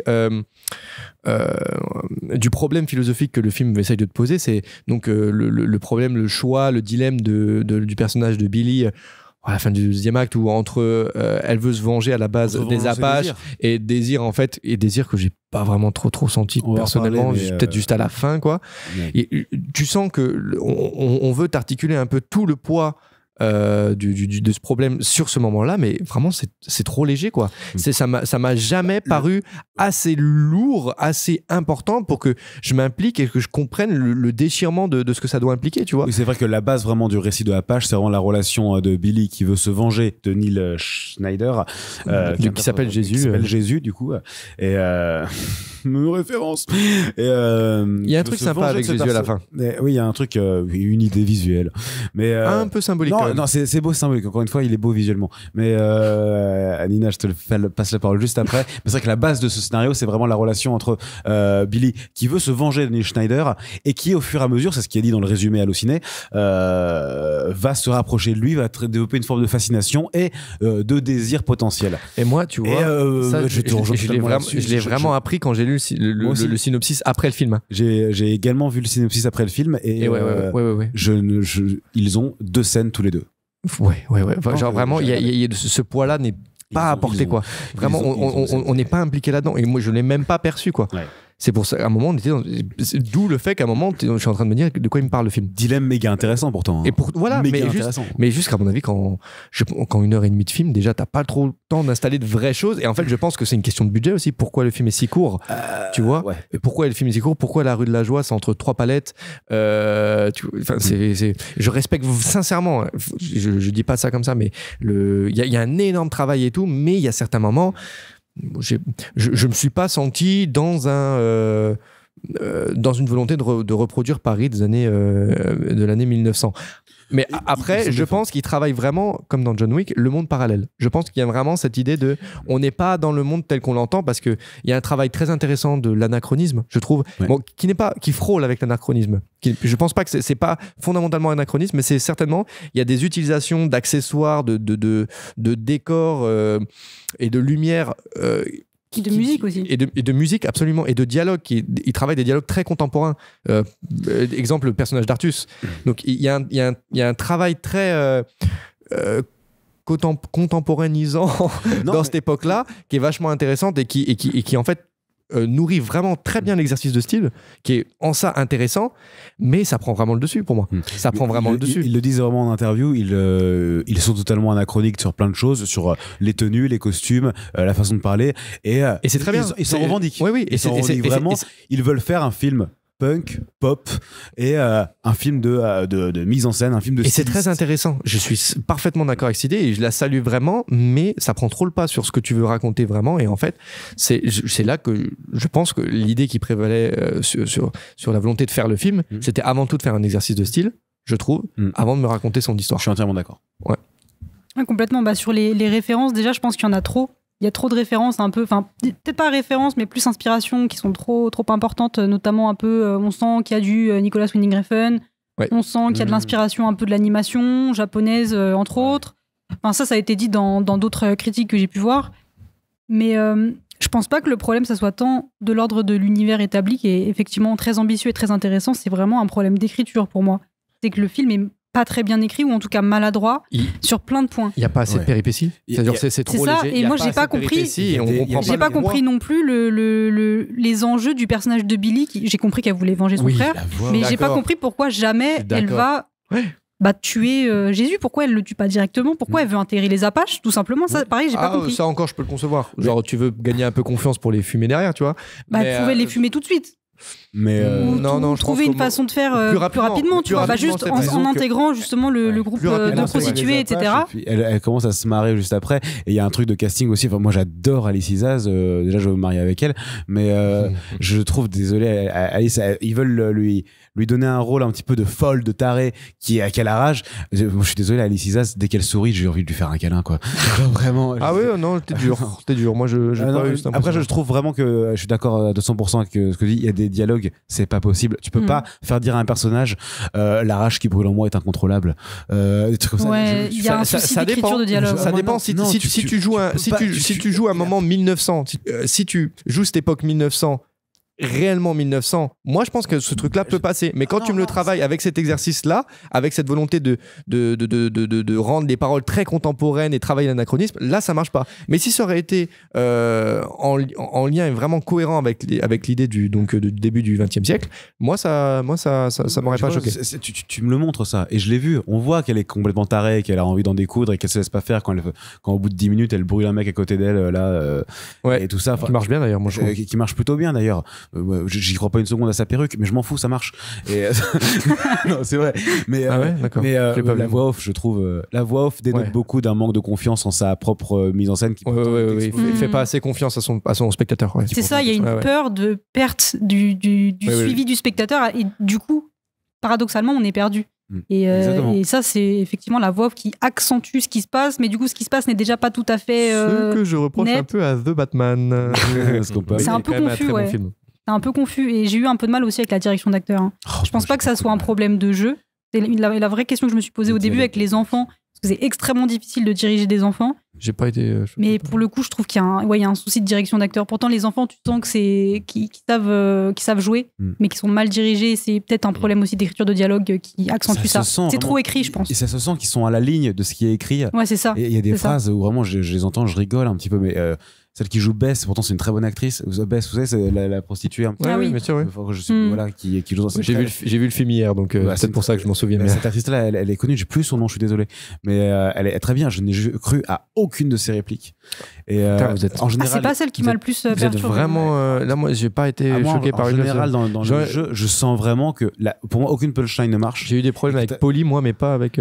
Pour moi, il y avait vraiment que Dominique Pinon et Artus qui arrivaient vraiment à sortir des répliques parce que Artus, il joue dans son époque en fait.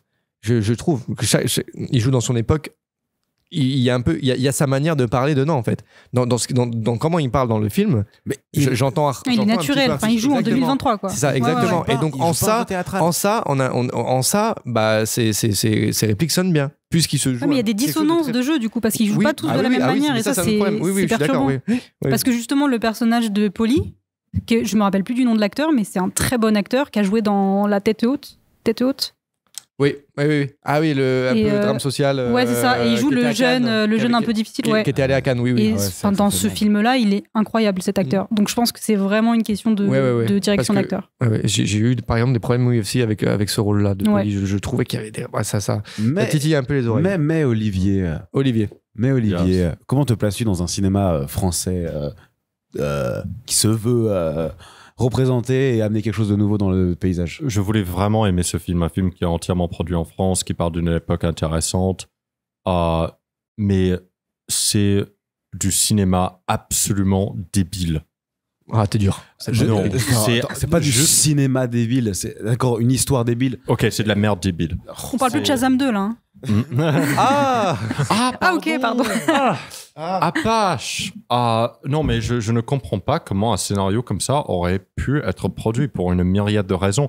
Il y a des fautes dans l'écriture qui sont tellement évidentes que un étudiant de scénario de première année pourrait les remarquer de 10 km. C'est vraiment problématique. On va avoir une narration qui va caractériser des personnages. On va dire, Ours, c'est celui qui est le plus sympa. On va parler de la femme noire qui a été mise dans le zoo et qui est folle. Et la description de ces personnages, du narrateur, ne correspond pas à l'écriture des personnages. Ours n'est pas sympa. La femme noire, elle m'a l'air complètement normale. Elle m'a pas l'air d'être du tout cinglée, comme on a expliqué. Mais juste le synopsis... Jésus n'est pas un prophète. Right, exactly. À part pour le plan de fin, je sais pas pourquoi il s'appelle Jésus. Juste le scénario en soi a une manque d'intelligence et de capacité qui m'a fait absolument halluciner. Ça a un QI de température ambiante. Allez, pas mal. Et pas en Fahrenheit. Pas en Fahrenheit, non, en Celsius. En Kelvin. Exact. Kelvin, c'est très élevé, justement. Excuse me. Non, t'as... J'ai fait un bac S. Non, mais vraiment, genre, il y a... En fait, on pourrait simplement pas... Juste, en fait, c'est un de ces rares films où on peut raconter l'histoire et ça suffit pour expliquer à quel point c'est mauvais. Là, on va... Je pourrais parler de tous les films. J'ai juste vu sur ses notes, sur son téléphone, The synopsis is retarded. Je vais juste parler de quelques scènes. Donc, elle veut infiltrer une clique avec un chef qui a tué un enfant, son grand frère, pour aucune raison. Et donc, ce gars est un mec, Jesus, est un gars absolument atroce. Et donc, elle veut l'infiltrer. C'est extrêmement facile. Elle a qu'à suivre une prostituée et ils vont dans un bar que n'importe qui peut avoir accès. Pour une bande cachée, c'est pas crédible du tout. C'est quand même facile d'accès. Ouais, c'est très facile d'accès. Elle rentre dedans, donc elle attaque le mec de Amélie Poulain. Elle va prendre une fourchette et le planter dans sa main. Dominique Pinon, on respecte Dominique Pinon. Oui. Très grand acteur, Dominique Pinon. Donc elle va agresser Dominique Pinon et tout le monde s'en fout. C'est quelqu'un que personne connaît, une inconnue qui vient de rentrer dans leur bar clandestin et elle va agresser un gars. On s'en fout complètement. Qui est le barman, donc quelqu'un de très important quand même. Oui, c'est le barman quand même. Sans lui, il n'y a pas de... pas de gueule.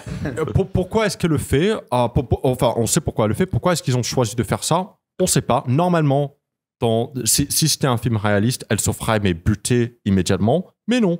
Donc, elle revient plus tard. Il y a Jésus qui est là à table. Elle veut entrer dans le gang. Alors, il n'a aucune suspicion d'elle. Il se dit pas peut-être, tiens, j'ai beaucoup d'ennemis. Peut-être elle veut m'infiltrer. Peut-être c'est la police. Non, elle dit juste, tiens, mets un flingue à ta tête. Et si tu fais un Deer Hunter, Voyage au bout de l'enfer, là, ça va. Et donc, elle le fait. Et boum, elle est dans le gang. C'était ultra facile. Et donc, qu'est-ce qu'ils vont faire? Ils vont tuer des bourgeois. Pourquoi? Parce que les bourgeois sont méchants. En fait, les bourgeois ils ont beaucoup de thunes et eux, c'est des misérables. Et donc, on va les buter. Comment est-ce qu'on va les buter? On va le faire directement en plein milieu d'un cinéma où tout le monde peut les voir. Elle va venir avec un couteau et elle va le poignarder, ouvrir son cou. Il y a très peu de sang, bizarrement. Mais tu comprends, la caméra tourne autour d'eux, il y a vraiment un truc de style. Oui, exactement. C'est pour le style. C'est vraiment, c'est le symptôme. Le mouvement est super cool, il t'ambiance, il t'emmène dans cette histoire-là. Ça tourne. Avec la lumière. Avec un cercle vicieux. Et ça dit fin sur l'écran du cinéma. Oui. Tu vois, c'est vraiment ce truc-là que j'ai trouvé cette scène. On peut résumer le film à cette scène-là.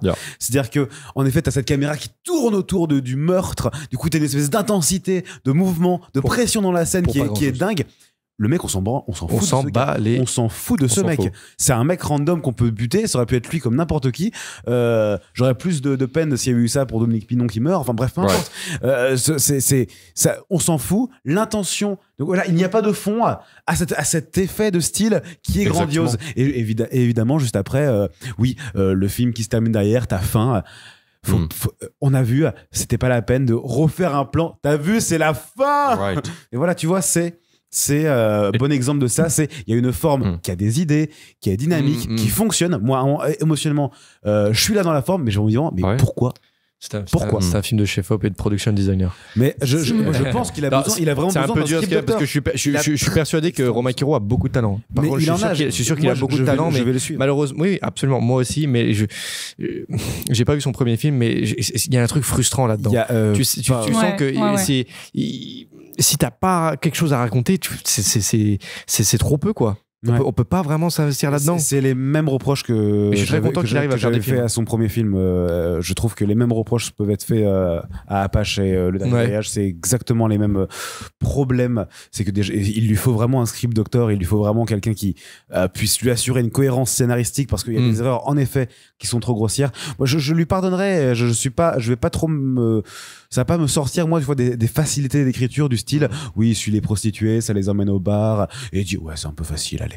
C'est un peu facile, ça me dérange pas. Par contre, ce qui va me déranger, en effet, c'est la relation principale entre Alice Isaz et puis Jésus, j'ai pas compris. Je ne comprends pas. Je n'ai pas senti, je n'ai pas ressenti ça. Mais j'ai vraiment repensé, il y a que 2 scènes où ils se parlent tous les deux. Le problème, c'est je ne le ressens pas. Et je sens que le film veut me dire, regarde, c'est ça que je veux te raconter. Oui, mais je ne ressens pas ça. Parce qu'ils ont des ambitions immenses. Cette idée d'être complètement déchiré entre aimer ton ennemi et vouloir le buter est quelque chose d'extrêmement intéressant, qui est pérenne, qui a duré dans toute l'histoire à travers tout le temps, mais ils ne savent pas comment le faire. Ils sont incapables de réussir leurs ambitions. Moi, je me demande sincèrement si c'est pas donc ce problème de scénario fond. Je me demande s'il n'y aurait pas eu des versions précédentes où tout ça aurait été un peu étoffé, mais coupé par le budget, en fait. Tout simplement. Moi, je pense sincèrement que ça m'a un peu sauté aux yeux à quel point c'est raté ce qu'il voulait nous faire ressentir, quoi. Et je me demande s'il n'y a pas cette idée, s'il n'y a pas un peu cette idée-là. Je sais que son premier film, il a fait 1 million et quelques. Son film ultra futuriste. Je crois que c'était plus, mais pas plus de 2 millions, je crois. Hein. Justement, on l'avait vu une fois. Il était venu sur la scène du Nikon Film Festival de l'année dernière. Oui, il était venu présenter ce truc-là. Et je crois qu'il avait parlé du budget de ce film, mais ils avaient vraiment pas grand-chose.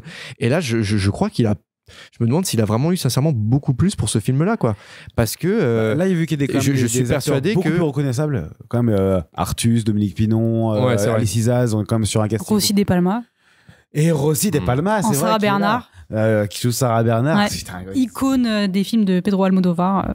On adore. C'est dingue aussi qu'elle vient mettre ça. Tu vois, il se trouve une place, quoi. Il a envie quand même de s'amener une place. Mais moi, s'il arrive à faire un troisième... Généralement, s'il arrive à faire un troisième film dans le cinéma français, c'est que ça va. Tu vas, normalement, en théorie... mais tu réussiras, enfin, on te fait suffisamment confiance, quoi, et tu pourras faire des films, quoi. Et tu vois, comme pour mettre en opposition un petit peu, enfin, moi, j'ai beaucoup plus d'empathie, beaucoup plus d'intérêt pour le cinéma que propose Romain Quiro, que par exemple pour un petit peu dans la même génération, La Bande à Fifi, qui pareil produit des films, qui produit beaucoup plus de films, qui marchent beaucoup plus, avec les films de Philippe Lachaud. Et il y a des bons et des mauvais dans ce qu'ils ont proposé, mais ils ont trouvé une formule, il la démultiplie, et il y a eu des moments où c'était un petit peu drôle, mais c'est la même chose.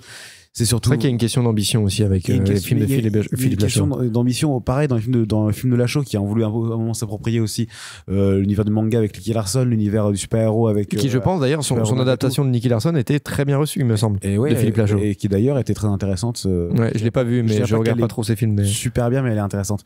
Mais il y a des idées aussi. Mais juste, moi, je vois que Romain Quiro, le frérot, là, il a envie vraiment de créer une espèce d'électrochoc de genre, d'électrochoc d'ambition. Et ça, on encourage à fond, quoi. Et ça, mais vas-y. Mais vas-y, quoi. Si tu peux le faire. Mais juste, si il faut trouver quelque chose à raconter, ça peut provoquer cette envie-là, cette envie d'amener du style, mais je soutiens et je dis aux auditeurs, allez voir Apache, faites-vous votre avis, confrontez-vous à ce qu'est le cinéma de grand spectacle en France.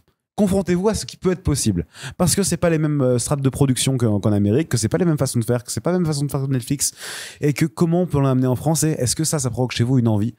Mais soyons toujours un petit peu, juste toujours honnêtes sur ce qu'on nous raconte et ce qu'on laisse entrer dans nos têtes. C'est tout. Mais non, je pense qu'on a vraiment bien résumé le film, son problème principal, les frustrations que ça pose et moi quand même je souhaite tout le meilleur à Romain Quiro et son équipe parce que je pense sincèrement qu'ils ont du talent et j'espère qu'ils pourront ramener, comme tu dis, garder surtout cet électrochoc et encourager ces choses-là et malheureusement c'est pas trop de chance non plus quand t'as les 3 mousquetaires qui sortent une semaine après. Ouais. C'est mousquetaires, Mario et puis là on c'est pas trop en concurrence mais cinéma français. Mais ouais, c'est ça. Mais bon voilà, peut-être quelqu'un a quelque chose à rajouter? Moi, dans ma grande... Non, mais c'est vrai, je pense qu'on a dit l'essentiel de ce qu'on ressentait sur ce film, donc je pense qu'on va s'arrêter là, c'est pas mal, ça fait 1h30. Et j'ai pas le temps de faire une dernière partie. Oui, vas-y, si tu veux. Il y a quelque chose qui relie ces 3 films qui est quand même vachement intéressant, c'est que ce sont 3 films de grands spectacles qui sont produits dans plusieurs, différentes productions différentes. Et ce sont 3 films déjà qui veulent proposer du cinéma d'action, du cinéma stylisé et aussi et surtout du cinéma référencé. Ce sont 3 films qui ont un héritage de cinéma et qui ont envie à leur manière de le commenter, de s'en moquer ou de le dépasser. Et ça s'ancre totalement dans ce qu'on peut appeler un cinéma postmoderne, c'est-à-dire un cinéma qui veut se défaire des codes du passé en les commentant, en les reprenant, en les réinvestissant. Mais du coup, c'est un cinéma qui a un regard vers le passé et qui essaie un petit peu de réinterpréter ce que le passé peut proposer. Et on peut voir un petit peu comment chacun des 3 films peut traiter cette question-là de l'héritage, c'est-à-dire de quel cinéma je suis enfant et où est-ce que j'ai envie de l'amener et comment je le traite, quel regard je porte sur ce qui a été avant moi et vers où je l'emmène. En France, avec Apache, c'est très intéressant. On voit que Romain Quiro a envie d'amener énormément de références d'autres pays, d'autres cultures, parce qu'il veut vraiment créer une sorte d'injection dans le pays qui est en crise de grands spectacles, de punk, de pop, de fiction, juste de formalisme radical. Plus radical, c'est un mot, on peut dire radical, mais disons du pop et du punk, et qui a envie d'injecter ça dans le cinéma français, et du coup pour ça il se fait référence d'énormément d'autres cinémas, principalement cinéma américain, pour essayer du coup de l'injecter, de l'introduire dans le cinéma. Donc c'est vraiment ce que je disais tout à l'heure, une question d'électrochoc et de puiser dans d'autres références extérieures à son propre héritage, ou l'héritage français. L'héritage français, c'est pas forcément un héritage qui est hyper pop, et du coup il a envie d'injecter dans notre héritage. Donc c'est intéressant, voilà. Il a utilisé d'autres cultures pour essayer de nourrir la sienne. Donc on est vraiment dans une logique multiculturelle et surtout envie d'infuser une nouvelle dynamique à ce cinéma. Donc ça va quelque part, c'est intéressant, et comme on l'a dit tout à l'heure, on va essayer de voir où ça va aller. Donc il est conscient d'un héritage et veut l'amener autre part. On a John Wick qui là est extrêmement conscient de tout son héritage. C'est-à-dire que, comme on a dit, John Wick se veut référence et se veut héritier, je vais arrêter avec ce mot, du cinéma d'action traditionnel. C'est-à-dire que il s'inspire autant des chorégraphies qui ont été des chorégraphies japonaises, asiatiques, je veux dire, et puis de ce qu'a pu apporter Matrix au cinéma d'action en général, des chorégraphies extrêmement travaillées, de l'action précise et esthétique.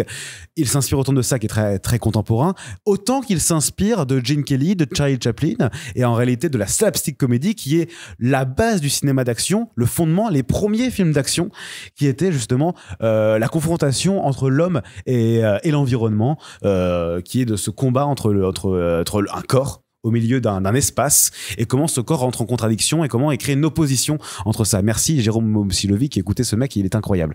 Et merci Jérôme. Merci Jérôme. Et du coup voilà, c'est juste pour dire que John Wick se prétend comme étant l'héritier de toute une histoire d'action, une histoire d'opposition corps-environnement, corps contre corps, et une opposition voilà, une contraste, c'est une opposition d'action. Et il se prétend être une nouvelle pierre à l'édifice. Il se prétend être dans la lignée des plus grands et de se positionner comme un grand événement d'action, un grand film d'action, quelque chose qui propose quelque chose de novateur, un nouveau palier à dépasser en termes de cinéma d'action, quelque chose qui veut aller plus loin. On va voir si le cinéma le retient comme un film anobli, comme un film culte, un film qui a marqué un changement. Il est trop tôt pour le répondre, le film est sorti il y a 3 semaines, mais si jamais le film arrive à avoir son statut culte et que si on parle de John Wick, on parle de ce film-là, on va voir ce qu'il va laisser dans l'histoire, mais il se prétend du début à la fin quand même comme un nouveau jalon de l'histoire du cinéma d'action. Donc pareil, il est conscient d'un héritage et veut l'amener autre part, le développer, l'amener plus loin. Et Shazam, qui, lui, comme on l'a dit tout à l'heure, est aussi dans un héritage, c'est-à-dire dans cette idée de postmodernisme, de commenter ce qu'est le cinéma d'action et le cinéma de super-héros. Il passe son temps je le disais tout à l'heure, à sursouligner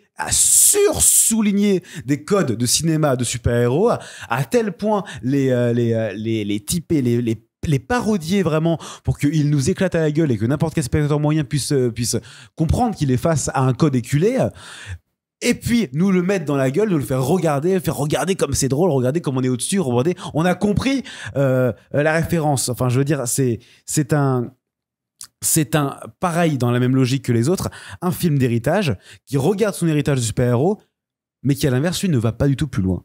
C'est qu'il ne va nulle part, c'est qu'il ne propose rien d'autre, ouais. Il n'amène aucune continuité à la logique de super-héros, il ne dit rien d'intéressant sur les films de super-héros, il n'amène nulle part, il a un héritage, mais ne se fait pas du tout passeur de cet héritage vers une nouvelle direction. Il est juste en train de se regarder et de se pisser dessus et de se regarder et de dire « Regarde comme je suis con, regarde comme je suis drôle », mais en ne développant rien du tout. Et je veux juste noter prendre un petit peu ce pouls que nous propose un petit peu là ces dernières semaines le cinéma grand spectacle qu'on a pu voir en France et aux États-Unis avec ces 3 films-là. C'est bien de se rendre compte essayer de voir de quoi les films sont héritiers et où est-ce qu'ils nous emmènent, et que on trouvera toujours nous cinéphiles, cinéphages plus intéressant un film qui veut nous proposer une piste et qui veut surtout proposer une ouverture pour d'autres créateurs pour essayer d'emmener le cinéma autre part, et qu'on sera toujours contre quelque chose qui bloque, qui se termine, qui ne fait rien, qui n'avance pas. Et c'est juste ça que je voulais un petit peu essayer de voir. C'est une analyse très personnelle, mais ce n'est pas je me suis pas basé non plus sur des données. Il faudrait en effet regarder beaucoup plus, avoir des fiches, et puis avoir des fiches faire des recherches, ces trucs là que je ne suis pas universitaire, mais juste avec ces petits exemples on peut déjà voir et prendre le pouls de ce qui est tendance et ce vers quoi nous allons. Damn.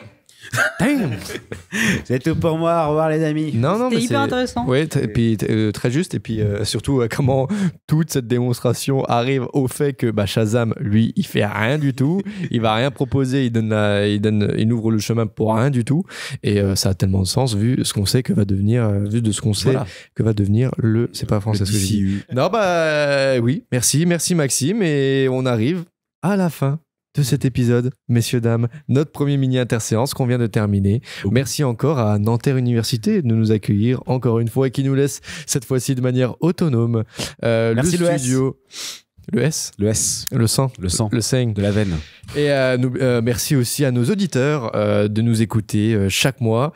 On est toujours très très content d'avoir vos retours et on espère qu'on s'améliore de jour en jour et de podcast en podcast et que celui-ci particulièrement vous plaira. Et d'ailleurs, faites-nous des retours dans les commentaires et si vous avez des questions par rapport à l'équipe ou quoi que ce soit, vous pouvez vraiment nous les envoyer dans les commentaires ou sur ça serait sur super, Instagram. ça serait vraiment cool. bien, ouais, qu'on réponde un peu au nom de tous. Qu'on sache qui vous êtes, qui êtes-vous. Parlez-nous. Et surtout, n'oubliez pas de nous suivre sur Instagram, YouTube, forcément, et les plateformes de podcast.